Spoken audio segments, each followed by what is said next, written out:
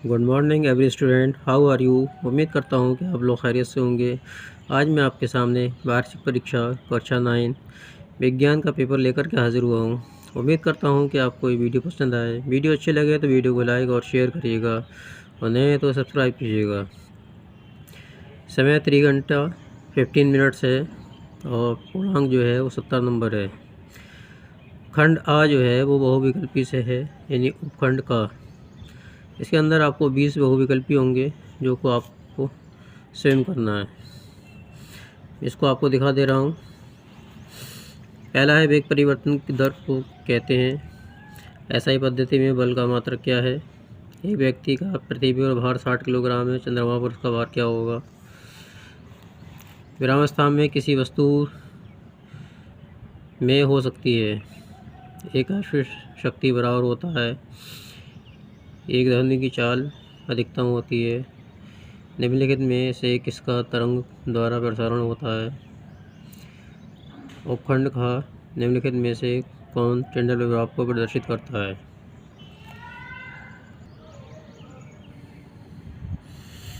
Gas द्रव की अवस्था है जिसका एक धातु के फास्फेट का सूत्र MPO4 है। इसके नाइट्रेट का आणविक सूत्र क्या होगा। निम्नलिखित में से कौन सा विषम परमाणु अणु है। रदरफोर्ड का एक अल्फा कण प्रकीर्णन प्रयोग किसकी खोज के लिए उत्तरदायी होता था। न्यूटन की खोज करने वाले वैज्ञानिक का नाम क्या है। उपखंड गा में देखिए पेस्टिक्ट होते हैं। निम्नलिखित में से जल व उसके घुले अवयवों का संबंध करने वाले ऊतक हैं। हैविसियन नलिका पाई जाती है। एक बीजपत्री पौधा होता है। मेंढक का हृदय होता है। ओजोन नष्ट करने वाली गैस है। गेहूं का रस्ट रोग किसके द्वारा उत्पन्न होता है। अब आप उपखंड का में देखिए, यानी खाखंड, ये आपके लघु हैं, फिर ये दीर्घ हैं।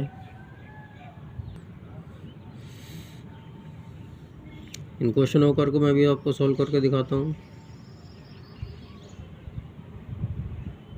बस इतना ही है। तो ये हमारा पहला क्वेश्चन का आंसर है।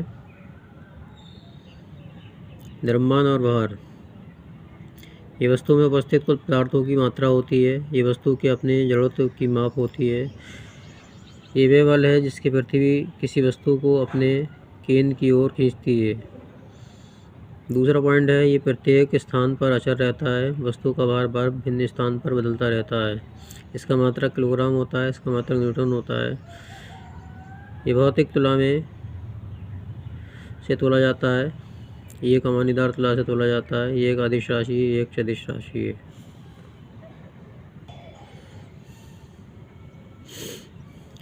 वस्तु का द्रव्यमान m, वस्तु का वेग v, वस्तु का विराम अवस्था में ले जाने के लिए किया गया कार्य 1/2 mv²।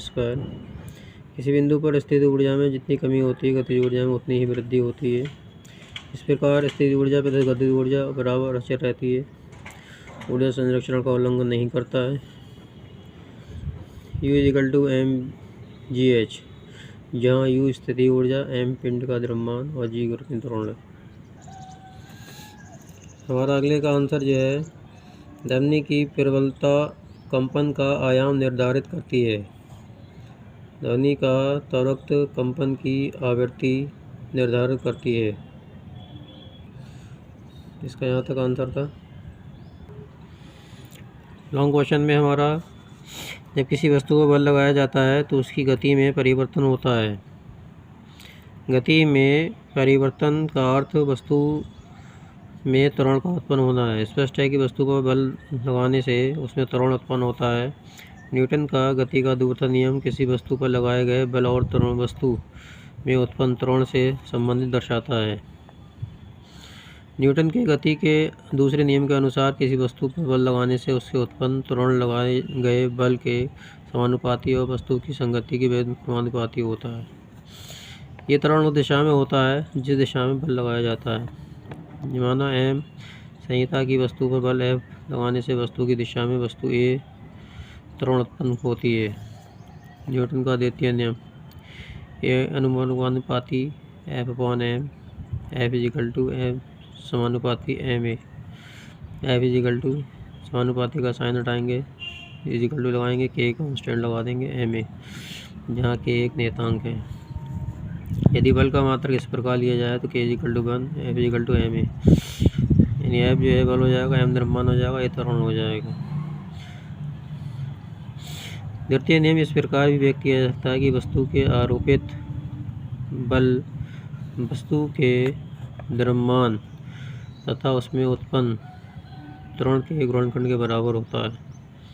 बस यहाँ तक आपको सॉल्व करना है। ये 6 मार्क्स का नंबर है। ठीक है। हमारा अगला क्वेश्चन है, भाप में गुप्त ऊष्मा के रूप में उबलते जल की अपेक्षा अधिक ऊष्मा होती है, इसलिए हमारी त्वचा पर जब भाप पड़ती है और जल उत्पन्न करने के लिए संघनित होती है तो उसी ताप पर उबलते जल की अपेक्षा 22.5 × 10⁵ जूल प्रति किलोग्राम अधिक ऊष्मा निकलती है। क्योंकि उबलते जल की अपेक्षा भाप अधिक ऊष्मा उत्पन्न होती है, इसलिए ये अधिक आसानी जलन उत्पन्न करती है। यहाँ तक आपका क्वेश्चन हो जाएगा।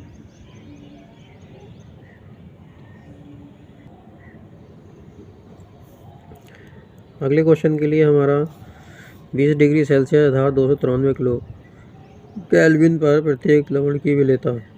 20 डिग्री सेल्सियस पर पोटेशियम नाइट्रेट की विलेयता 32 ग्राम।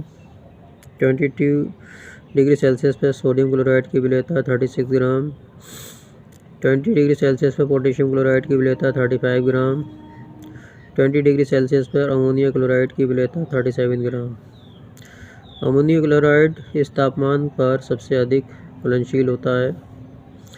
लवणों की द्रवों की घुलनशीलता समांतर ताप पर बढ़ती जाती है। ये हमारा क्वेश्चन हो जाएगा, इसका आंसर।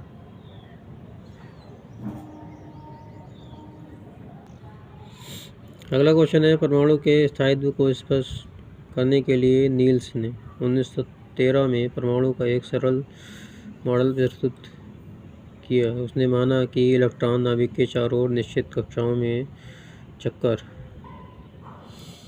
लगाते हैं।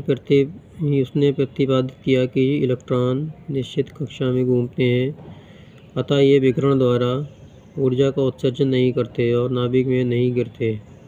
परिणाम स्वरूप स्थायी परमाणु स्थायी होते हैं। बोर अवधारणा के बिंदु निम्नलिखित हैं। पहला पॉइंट है, परमाणु 3 कणों इलेक्ट्रॉन, प्रोटॉन, न्यूट्रॉन से मिलकर बना है। इलेक्ट्रॉन ऋणावेशित, प्रोटॉन आवेशित, धनावेशित और न्यूट्रॉन विद्युत उदासीन होते हैं। क्योंकि परमाणु में प्रोटॉन की संख्या इलेक्ट्रॉनों की संख्या के बराबर होती है, परमाणु विद्युत उदासीन होता है। परमाणु 2 भागों में होता है। नाभिक केंद्रीय भाग होता है, जिसमें प्रोटॉन और न्यूट्रॉन होते हैं। ये आकार का तथा घनत्व में अत्यंत छोटा होता है। प्रोटॉन की उपस्थिति के कारण नाभिक धनावेशित होता है। अतिरिक्त नाभिकीय भाग, नाभिक के और चारों ओर का भाग अतिरिक्त नाभिकीय भाग कहलाता है। ये इलेक्ट्रॉन की उपस्थिति के कारण ऋणावेशित होता है। इलेक्ट्रॉन नाभिक के चारों ओर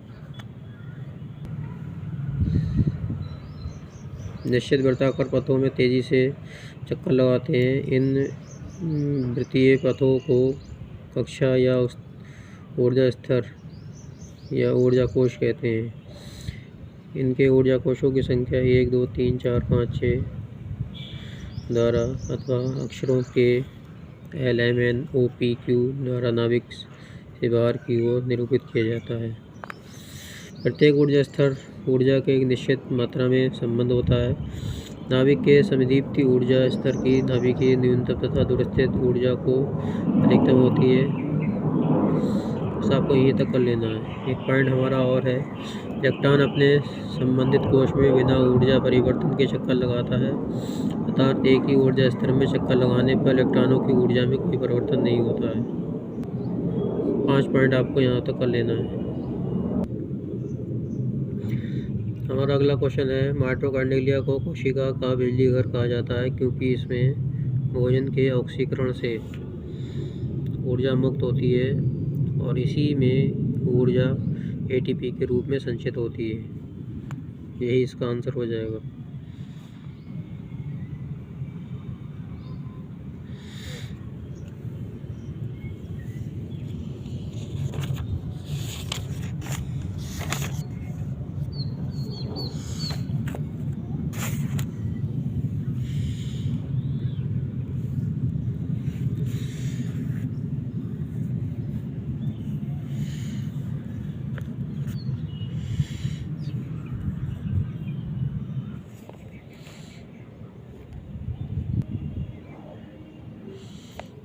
हमारा अगला क्वेश्चन है, न्यूरॉन की एक संधि चित्र बनाइए। तंत्रिका ऊर्जा जंतुओं के शरीर में होने वाली विभिन्न जैविक क्रियाओं पर नियंत्रण, शरीर के बाहर से आने वाले उद्दीपनों की जानकारी देना है, उसको उत्तेजनशीलता इत्यादि मुख्य कार्यों के साथ ही शरीर के समस्त अंगों तथा अन्य द्वारा संपादित कार्यों में सामंजस्य स्थापित करना तंत्रिक ऊर्जा का ही कार्य है।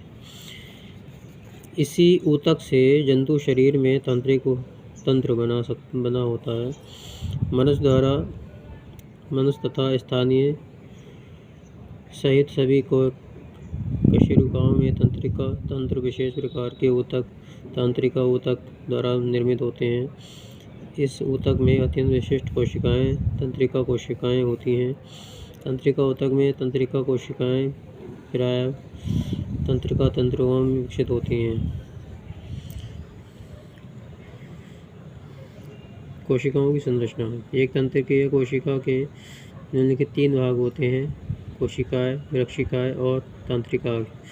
कोशिकार्ग में ये तंत्रिका कोशिका का मुख्य भाग होता है। इसमें एक केंद्र और चारों ओर कोशिका द्रव प्रोटीन युक्त निचल के कण होते हैं। वृक्षिकाएं या डेंड्रोन, ये कोशिकाएं से निचले प्रवक्त हुए जिसमें अनेक शाखाएं द्रुमाश या वृक्षिकांत निकलते हैं।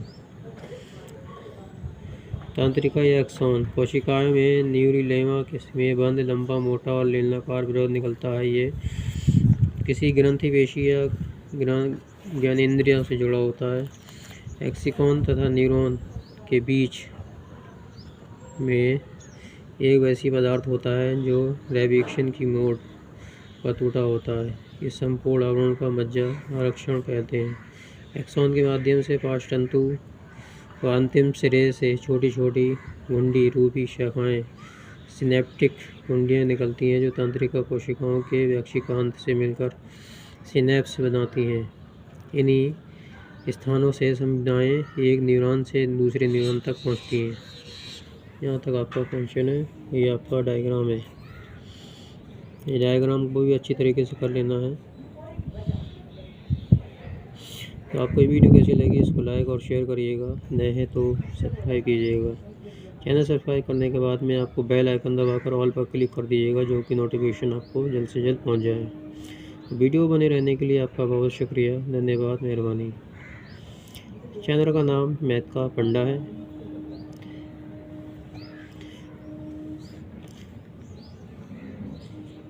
वीडियो को अच्छी लगे तो आपको कमेंट ज़रूर करिएगा। कमेंट से आपके हमारे हौसला अफजाई बढ़ जाती है।